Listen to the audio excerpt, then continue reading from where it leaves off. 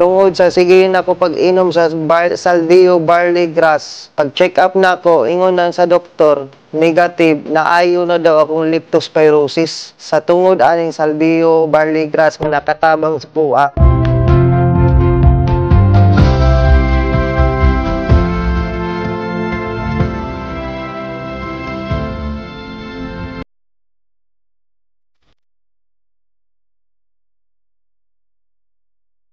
I'm Earl Handry Minguito from Trento, Agusan del Sur. Ang edad ko ay 32 years old.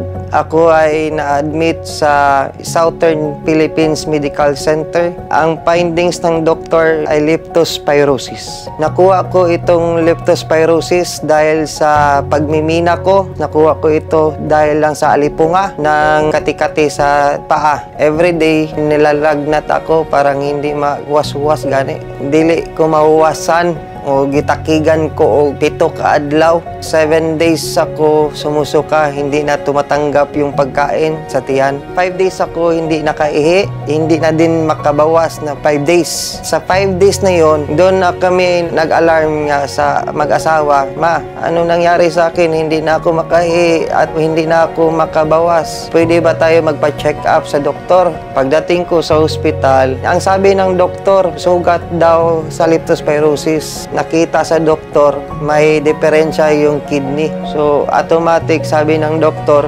kailangan ka mag-hemodialysis para masala yung dugo. Kaya pagkuha ng dugo, sabi ng doktor, may bakterya yung sa dugo. Kakaiba yung naranasan ko sa dialysis. Pag nandun ka na sa session, lahat ng katawan mo umiinit, then lumulobo yung katawan. At doon na umpisa, hindi na ako nakalakad, nakatayo, mahirap na magbumangon, ang hirap din umihi. Nakita sa doktor sa laboratories result, mataas yung creatinine ko, almost 1,044. Hindi ko alam kung saan kami magkukuha ng financial assistant pangbayad sa hospital. Lost hope eh. Walang-wala. Kasi mahal ang gamot. Almost 135,000 ang bill. Mahirap. So, it's my pleasure na nakahanap ako ng isang tao na tumulong sa akin. Member ng Salvio World. Binigay niya ako ng isang barley grass.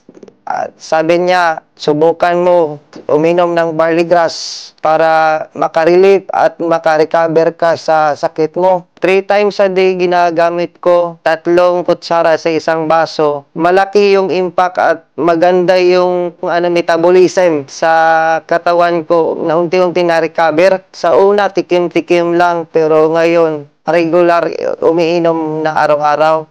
Tungod sa leptospirosis nga gihatag sa doktor nga findings, kay 5 ka adlaw wala ko kabawas kaadto sa CR. Maglisod na kog ihi tungod sa sige na ko pag-inom sa Salvio Barley Grass. Pag-check up na ko, ingon na sa doktor, negative, naayo na daw akong leptospirosis. Sa tungod aning Salvio Barley Grass nga nakatabang sa kuha, dako kog pagpasalamat. Nagmugna ang kumpanya, nagbuhat aning produkto kay daghan makatabang sa mga katawan nga sa wala pa nakahibalo. Mao gyud kini ang nakatabang sa kuha sa pagpaayo sa kuang sakit nga hemodialysis. Ako si Earl, mao niya akong istorya sa Salvio.